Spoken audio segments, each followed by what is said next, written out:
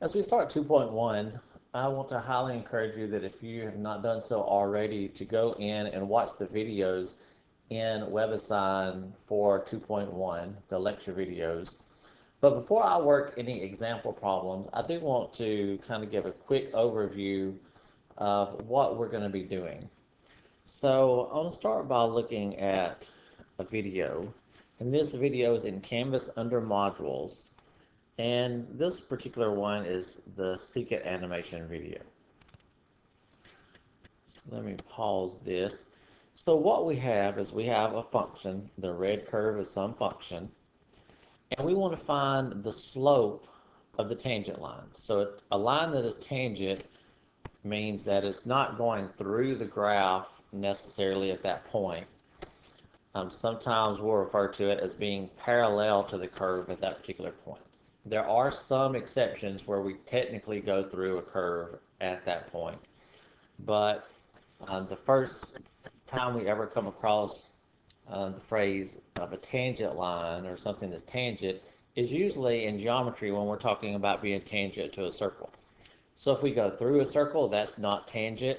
If we're not touching the circle, that's not tangent. But if we're touching it at one point, and if we were to zoom in and look at one single point, then that line is, you could think of it as being parallel to the circle at that one instance. If we are touching it at two locations and going through it like this, that's referred to as a secant line. But if we're only touching it at that one point, that's what we refer to as a tangent line. So in this animation, we want to find the slope of a line that's tangent to our curve at this particular point. And we're going to start by calculating the slope between these 2 points. And over here, this calculates the slope automatically and stuff. But as we let this point get closer and closer and closer to that blue point, then it is going to be a better and better approximation to what the tangent line would be. The tangent line should go somewhere around here. So obviously this green line and tangent line here don't have the same slope yet, but as we let that dot there get closer and closer, then that green line is getting to be a better and better approximation. So we're letting that point get closer and closer to the blue dot. And at the instance that those two touch and become 1 point, then that is the tangent line. So how are we going to find that? So if we have a secant line, I'm going to move this down a little bit. So let's suppose that our line goes through 2 points here. Then how do we get the slope between those 2 points? Well, the slope is the difference in the y's over the difference in the x's. It's rise over run. So if we call this point, let's call the x value x1, and if that function is called f, then this would be f of x sub 1. And if we call this point x2, then that y value is f of x sub 2. So our slope is the difference in those values.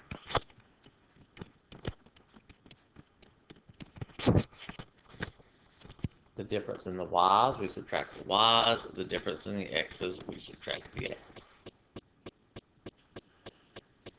So that would give us the slope of that secant line. And that's all good and well.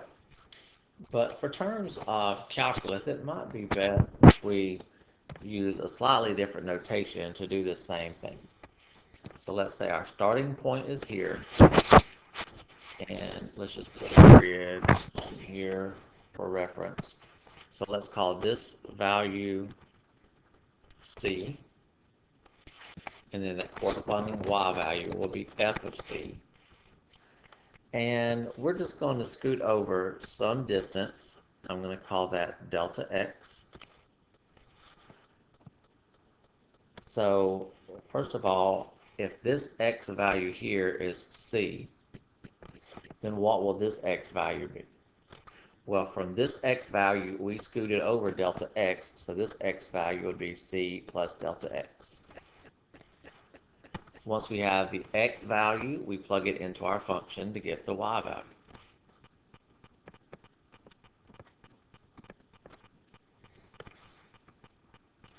All right. So if we want to get the slope between those 2 points, we need to take the difference in the y direction. Sometimes we refer to that as delta y. So we take one of the y values minus the other y value. And then the run is delta x. So this is rise and this is run. So the rise is the difference in the y values. The run is the difference in the x values. If I took this x value minus this x value, the c's would cancel, but we already, by definition, called that horizontal distance delta x. So if we had a particular number for c, and if we knew how far we had scooted over to get to that other point, then we could find the slope for that.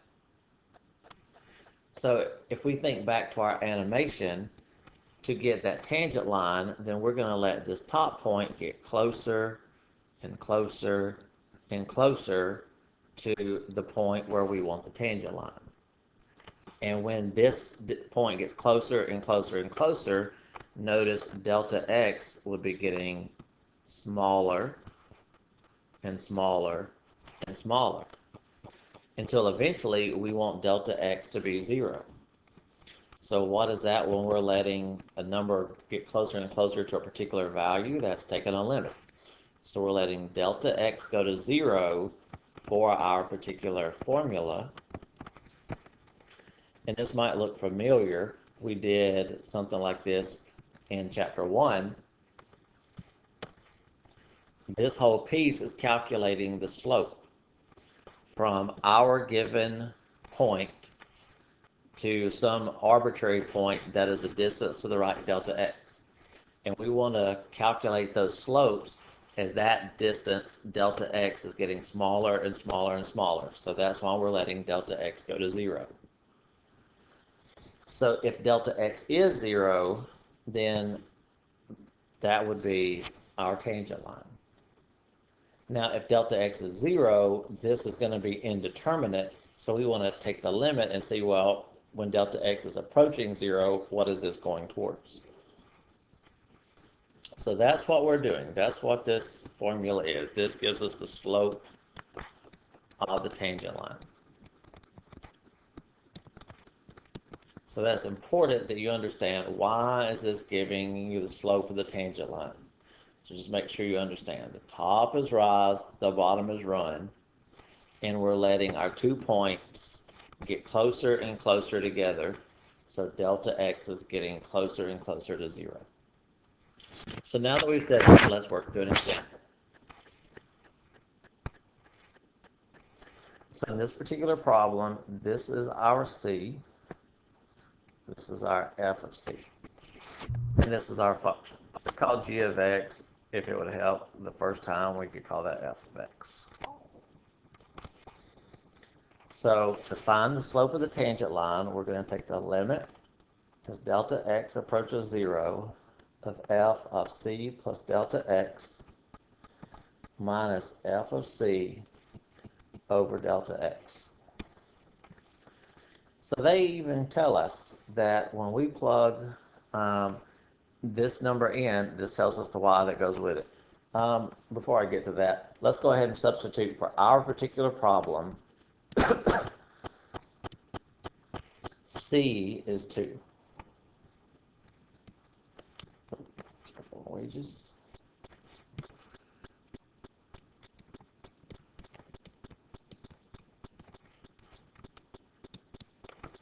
So in place of f of 2, When x is 2, our function comes out to be 10. But we also need to find f of 2 plus delta x. So we're going to come over on the side, and we're going to plug 2 plus delta x into our function. So where we have an x, replace it with 2 plus delta x. Minus, when we square that, we would get the first one squared. We would get their product twice, so 2 delta x twice. And then we would get the delta x squared. So if we combine those, that negative is going to distribute and make each one of those negative. So it's going to be 14 minus 4 minus 4 delta x minus delta x squared. So that's what we get for the f of 2 plus delta x. So in place of f of 2 plus delta x, we put in what we got when we plugged 2 plus delta x in.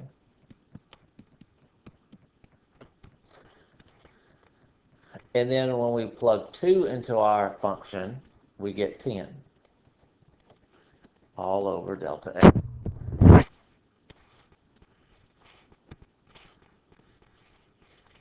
All right, still, if we put a 0 in for delta x, we're going to get 0 over 0.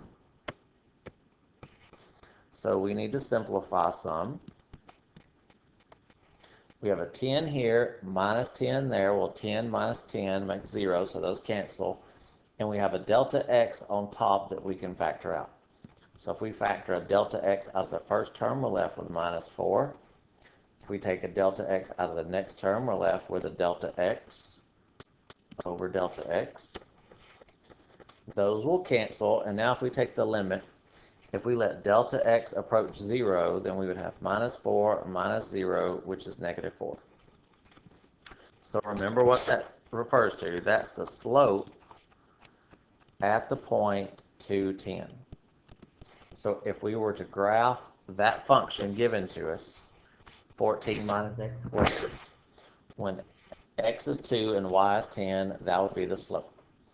Just real quickly, 14 minus x squared is an upside down parabola that looks like this. When x is 2 and y is 10, we'd be up somewhere like this. So our tangent line would be here. Notice if we're going down from left to right, that has a negative slope, and the precise value of that slope is negative 4. So the important part is knowing how to use that formula for our point to find the slope.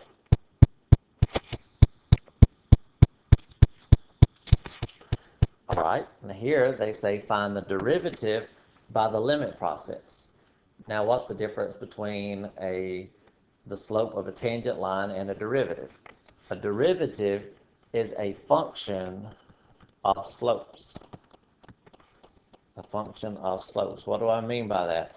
It's some function that when I plug an x into that function, I'm just going to call it h or let's call it m for slope. It's some function that when I plug a particular x into that function, the answer to that is the slope at that particular point. That's the slope at that particular point. So we're going to get the slope for letting delta x go to 0 of f of c plus delta x minus f of c over delta x. And we're given a specific value for c in the previous problem. If we don't know a value for c, if I've got some function and I just said, well, I don't know what particular x value that I'm going to be referring to. This x value, I might need to know the slope when x is 1 and 2 and 7 and negative 14. So instead of giving a specific number for that, I'm going to leave it x. And I'm still going to arbitrarily scoot over just a little bit, delta x. So the x value here would be x and then scoot over just a little bit. So the y value would be x plus delta x. And the x value here plugged into the function would be just f of x. So again, the difference in the previous example, we had a specific number that goes in place of x. But if we don't have a specific one, we can leave an arbitrary x in there. And so instead of having a specific number for x, like we did on the previous one, we're going to leave x as a variable so that when we get to the end, maybe we'll have some formula that we can wait until the end, and then we can plug in our particular point. What's the benefit of that? If we wait to the end to put in a number for x, then we can put in more than one number and get a slope that goes with each of those. Where if we do it the way we did on the previous problems and plug in a number for our x value at the very beginning, then our answer is going to be only specific to that particular x value. But if we leave x in as a variable, then we might be able to come out with a formula that is dependent on x, such that when we put in whatever our x value is, we don't have to go through this every time for each new point. We might need the slope at 5 points, and we just plug the x value into our formula at the end, instead of plugging in each one of those x values at the beginning and going through that whole process. We're still going to need the rise. So the rise is still going to be the difference in the y values. So one y value minus the other one.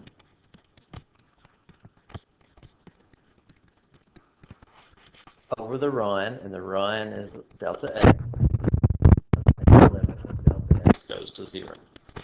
So that's going to give us a function of slopes. You tell me x, and I'll tell you the slope that goes with that x. So let's do that for this particular function. X squared plus x minus 3.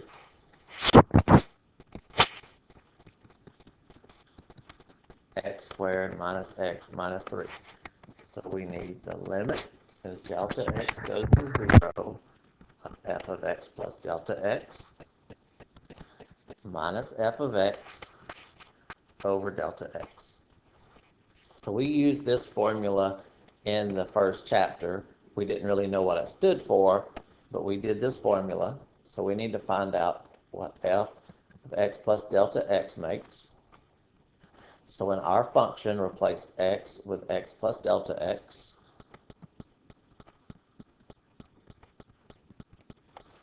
So that's going to give us x squared. It's going to give us x times delta x twice. It's going to give us delta x squared. When we distribute that negative, that's going to give us a minus x and a minus delta x. And then we have a minus 3. If there were to be any like terms, you could put those like terms together. But no great way to combine anything right there, so we can leave that, and we can plug it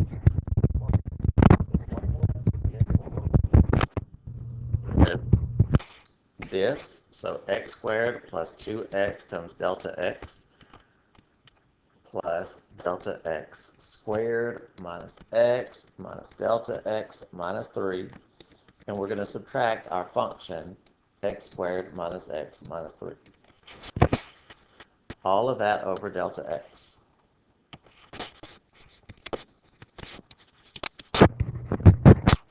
So we got an x squared, a 2x delta x, a delta x squared, a minus x, a minus delta x, a minus 3, a minus x squared, a plus x, and a plus 3 over delta x.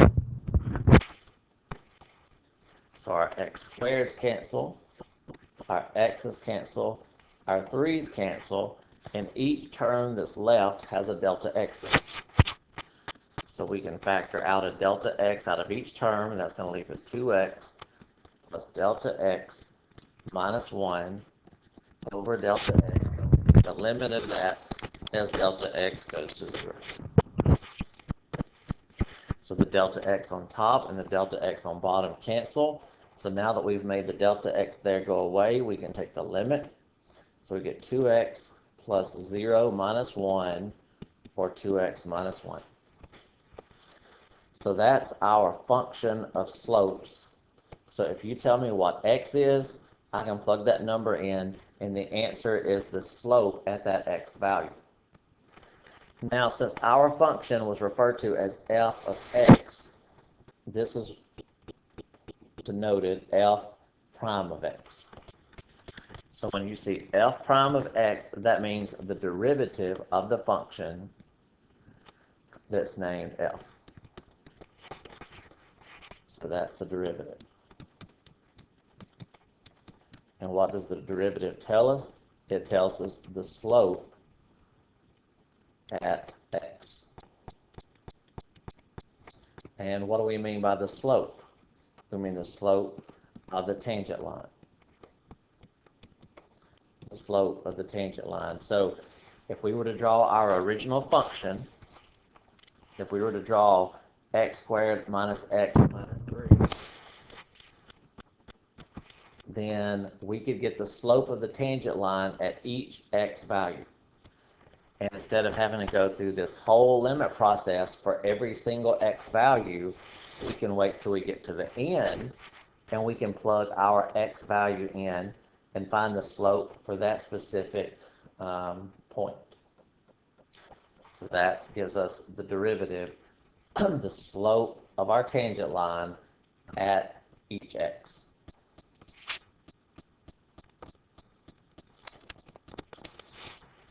All right, this problem asks us to find the equation of a tangent line when this is our function and we're through the point 1,4. Now, I'm going to go ahead and find the actual derivative and then find the slope. We could find the slope specifically at this point, but since we might have other situations where we need to find the slope at more than one point, then typically we get the derivative and then we plug our point into the derivative to get the slope at that particular x. The slope, f prime, so the slope or the change in the function f at that x value.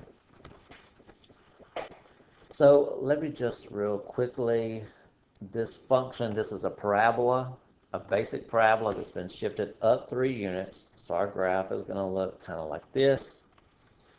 When x is 1, we're up 4, so we want to find the equation of that tangent line. How do you get the equation of a tangent line? How do you get the equation of any line?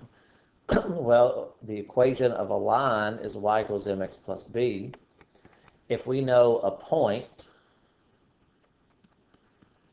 and the slope, then we can get the equation of that line using the point slope formula. So they tell us the point, they tell us where we want the tangent line. We need to find, well, what is the slope going to be there? And how do we get the slope? We take the derivative. So the derivative we get by taking the limit as delta x goes to 0 of our function for x plus delta x minus f of x, and let delta x go to 0. So for our function, what is x plus delta x? It's going to be x plus delta x squared plus 3, which is x squared plus 2x delta x plus delta x squared plus 3. So that's what we get for f of x plus delta x.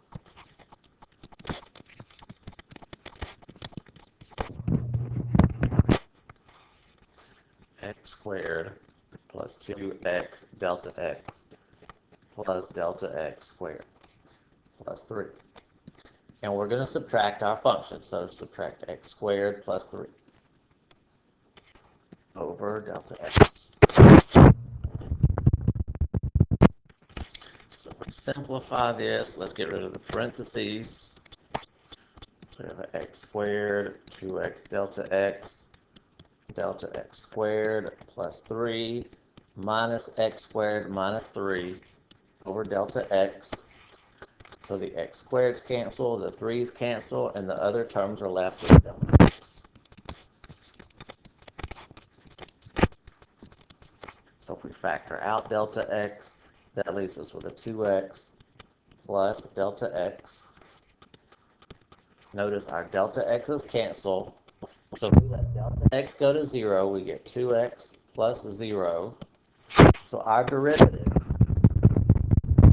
is 2x. When we simplify our limit, let the delta x's cancel, and then let delta x approach 0, we get 2x. So this is not the equation we're looking for. This is the derivative, which tells us the slope at x of the tangent line. So we want to find the tangent line. We want to find the tangent line at the point 1, 4. So we need to know the slope. We need to know the slope at that point. Now we have the derivative. We substitute the x value into our derivative, and that tells us that when x is 1, we have a slope of 2. So for this particular point, our tangent line has a slope of 2. Now notice, again, the benefit of taking the derivative versus finding the slope at one single point. If I ask you to find the equation of 5 different lines, we don't have to go through that limit every single time. Once we get the derivative, you can tell me an x, I can plug it in and get the slope at that x value. So at the point we're looking at, our slope is 2. So looking at our graph, at that point, we have a slope of 2. And if we know a point of slope, then we can substitute those in to get the equation of our tangent line. So y minus the y coordinate equals the slope times x minus the x coordinate, and we can solve for y. Add 4 to both sides, and we get 2x plus 2 is the equation of our tangent line. Now that we have this, let's graph our function and then our equation of our tangent line to see if this really is tangent to our curve. So if we put in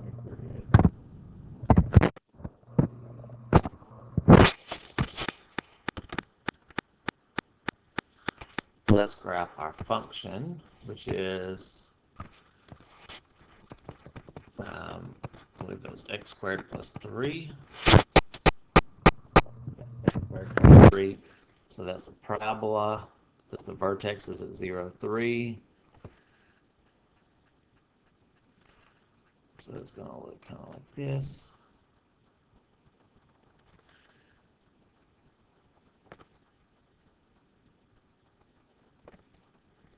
So here's our parabola. And then our tangent line, we got to be 2x plus 2. So that has a y-intercept of 2 and a slope of 2. So rise 2, run 1. Rise 2, run 1. And then if we draw a line through that, then there's our line. And notice that line is tangent to our curve. Now if I draw my parabola better, it would be even more apparent. But at that particular point, our slope is parallel, our function, x squared plus 3 is parallel to that line, and it touches it at that point, 1, 4. So that's what we're looking for. Now, remember what our derivative was. Our derivative was 2x. So let's look at a couple other slopes. Let's notice what the slope would be when x is 0. If we substitute 0 into our derivative, 2 times 0 is 0. What kind of line has a slope of 0? Well, that's a horizontal line. So at our vertex, our slope of our tangent line is 0. If we were to let x be negative 1, 2 times negative 1 is negative 2. Well, our tangent line here would have a slope of negative 2. So it would be like this.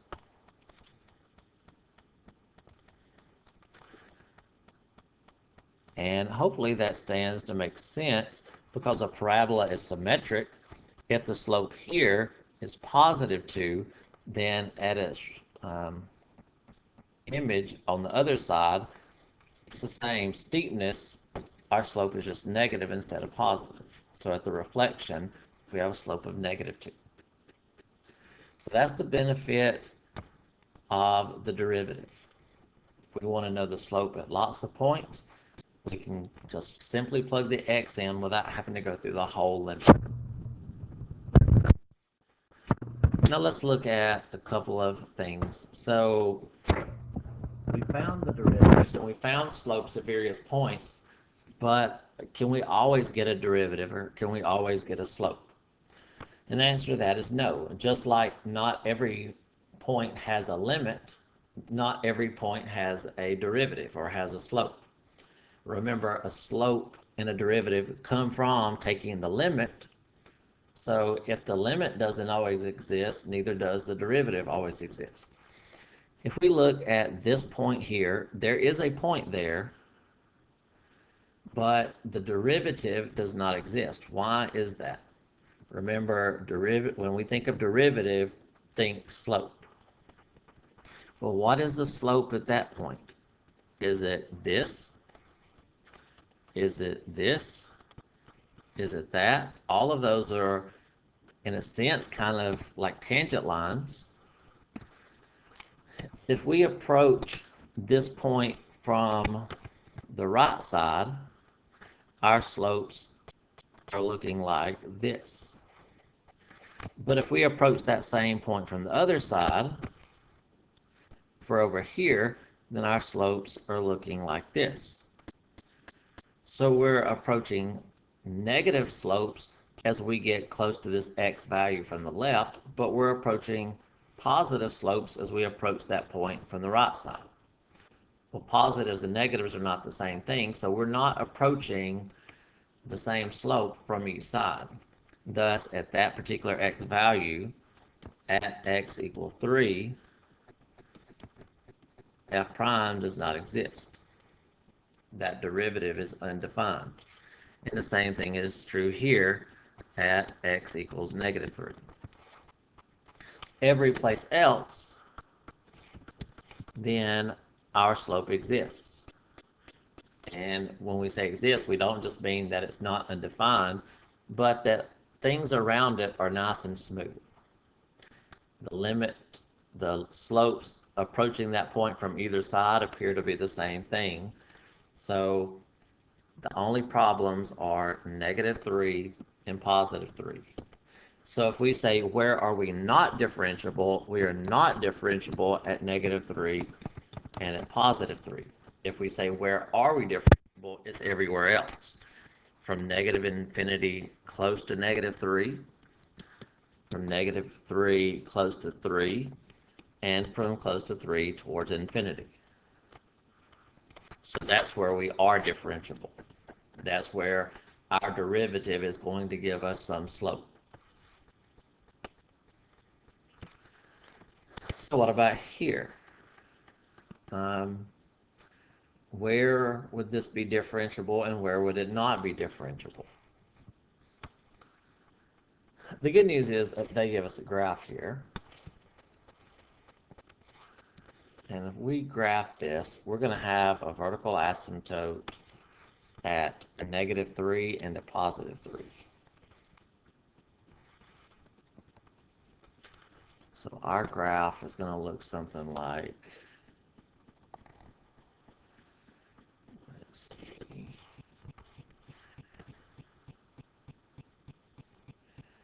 from the sides it looks something like that. And then in the middle, I believe it looks something like that. All right, so on all of this, we could get a slope.